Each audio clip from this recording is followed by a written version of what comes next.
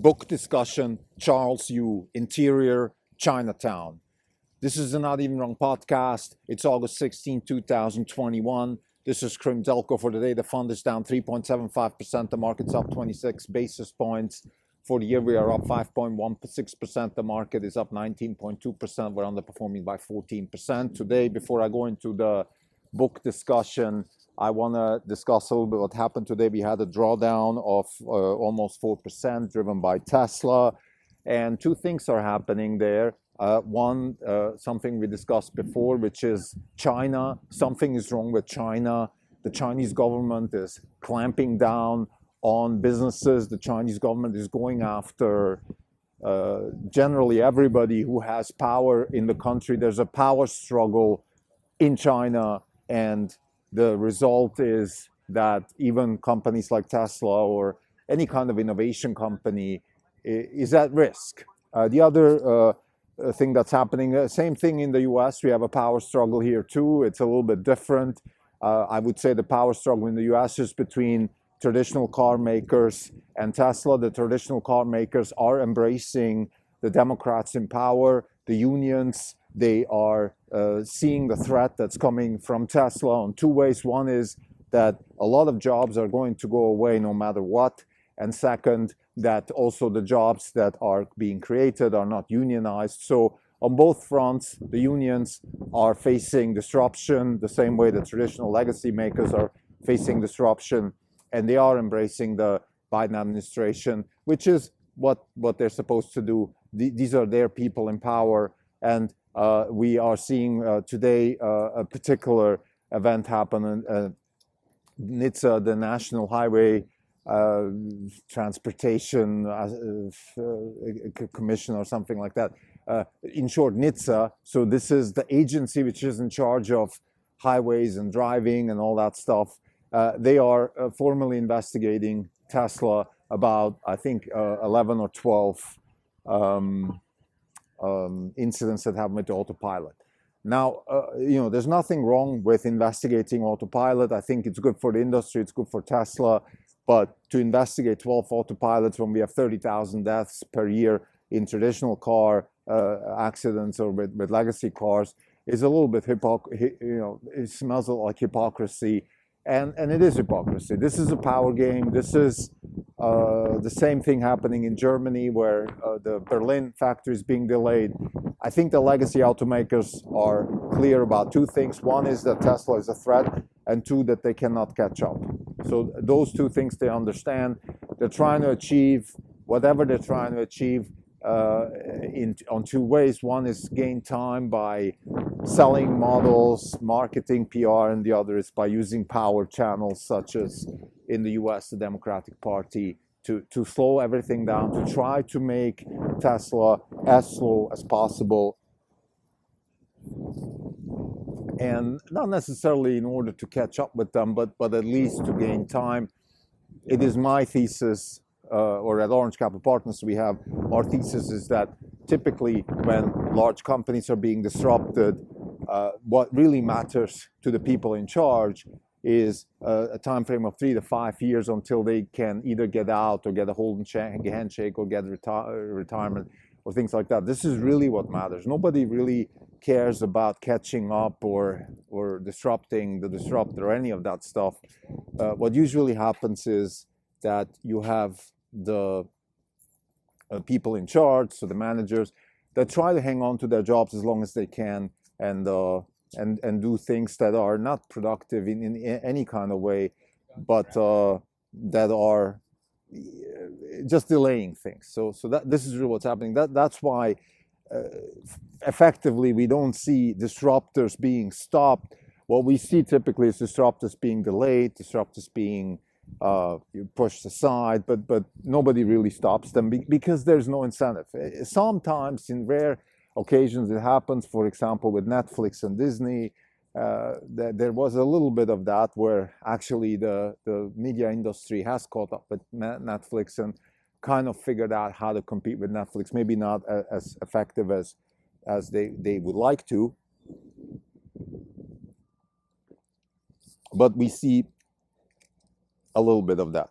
But anyway, that's a different podcast, that's a different episode. To summarize, what happened today is we had two events. One is the Chinese clampdown on businesses. The other is NHTSA going after Tesla's autopilot. Both are negative events. The stock was down almost 4%. I think it's a decent reaction to these events. I think it is a risk. We flagged that risk before, and I think we need to be aware of that risk. And like any disruptor, Tesla has to continue with lowering the cost of iteration and delivering products and services that are driven by fundamentally new concepts and engineering practices that drive down cost and increase value. And then over time, of course, they will win in the marketplace no matter what, even if the power struggles continue. Now let's get to the book discussion. Charles Yu, Interior Chinatown. This is a book about a very specific issue, which is the integration of Asian Americans in the US and their identity. But it's also a general book about identity and what it actually means to have an identity. What does it mean to integrate? All these questions are being raised in this book. A very good book. I would say it's one of those books that actually I read it in context with my son. My son had it as a he had to read it for his high school, and it's mandatory reading for his class. And I think it's that kind of book. It is thought-provoking.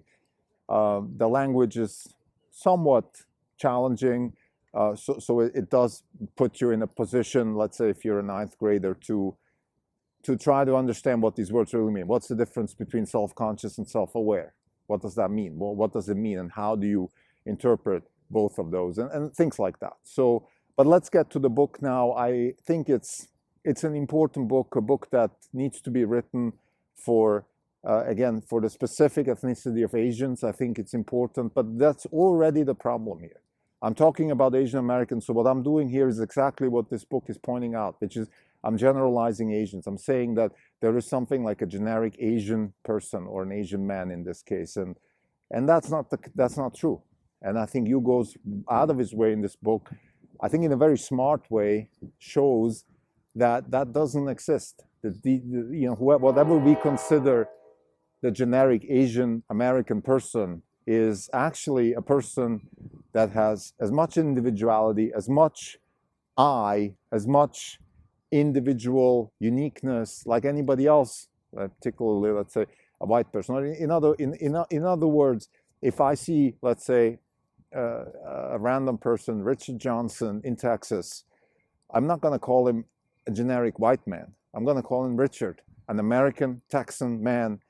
Now, he might be third generation German, but I'm not going to call him generic German man or something like that. And I see the same kind of analogy. I see Charles Yu, for example, or Michael Chan, or James Wu, or whatever their names are. And that person could be a third, fourth, fifth generation immigrant, grown up, born and bred in the U.S., full American, but I still call him Asian. And this is kind of the tension that the book is. Sorry for the noise. I'm next to a train track here in actually beautiful Auckland, Jack London Square, which is a very nice part of Auckland where the port is here close. There's yachts. There's a nice walk on the river here that goes into the bay. So it's beautiful, but there's also trains and noise. So anyway, so this situation in the book, which is described again, it's about the fundamental question is, okay, I am an Asian man, I'm a generic Asian man, and I'm not generic, and I'm trying to prove that. And the black and white society of the United States, black and white. By the way, the book is full of symbols. So this is another symbol. There are actually two characters in this book, a white woman and a black man.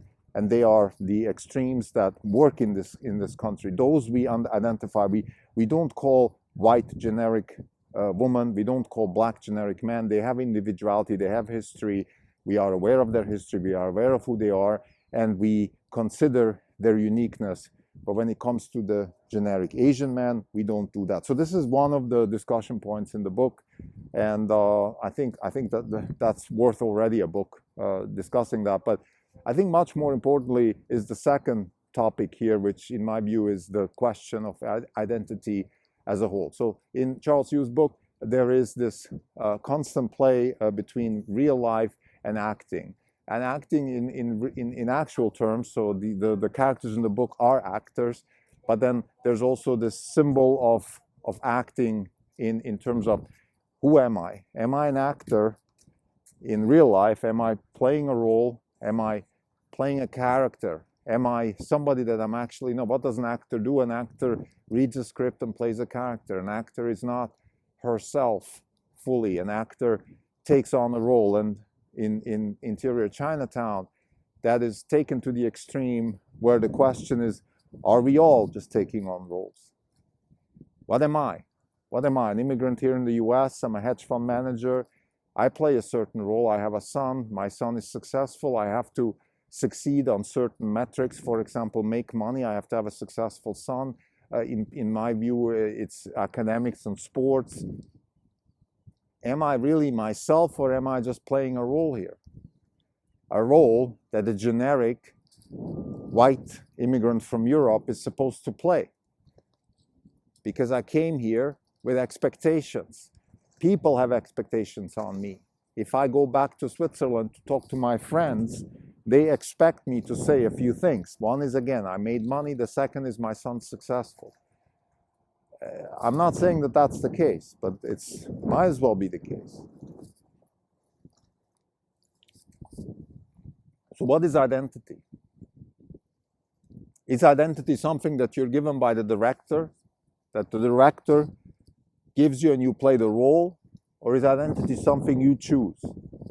In interior Chinatown, the character, the narrator, chooses to be the character, to actually play the role that he wants to play. He gets in trouble for that. So what are we? And I think this is important also for the hedge fund business. And again, the arch between the books and the hedge fund business, every time I have a book discussion, I have to say that, and I'm going to say it again. We are very focused on reading books and thinking about them because they always teach us something about our business, and they are conditioning for the mind. If I want to look for a unique person, a unique entrepreneur, a unique person that can generate wealth by applying fundamentally new concepts and engineering practices, I have to start with the person. I don't care how intelligent, how good the concepts and the engineering practices are that her, she, or him are trying to apply. If they don't have a very specific, unique character, then the whole process is going to be futile. If you're a generic person, and now I'm going back to the book, if you are okay with being generic Asian man or generic whatever, you are not going to succeed. But being not generic is difficult. It costs. It costs. Society doesn't want that. That's why we have problems with entrepreneurs, particularly when they succeed. Elon Musk is not generic white man. Elon Musk is Elon Musk. There's nobody else like him. This also goes back to Peter Thiel's concept of there's no such thing as the Uber off or the Amazon off or the Tesla off and so on and so forth. Tesla is not the Apple of cars. I'm sorry. It's not. So to summarize, Interior Chinatown is a book about identity, and it teaches us two things. Number one, that identity is very hard earned. Like everything else in life, it's hard earned, and there's no other way to get identity by earning it the hard way. It doesn't matter where you're from. Identity is not defined by where you're from or your skin color or any of that stuff. Identity is defined by what you cherish, what's important for you. And you better be okay with that. Because this is a one-way road. There is no, and there is no back. This is Hotel California. You may check in, you can't check out. If you choose to go down the path of identity, you will end up in court. Society will judge you. You can only succeed by the metrics that you set yourself, and you cannot give up on them.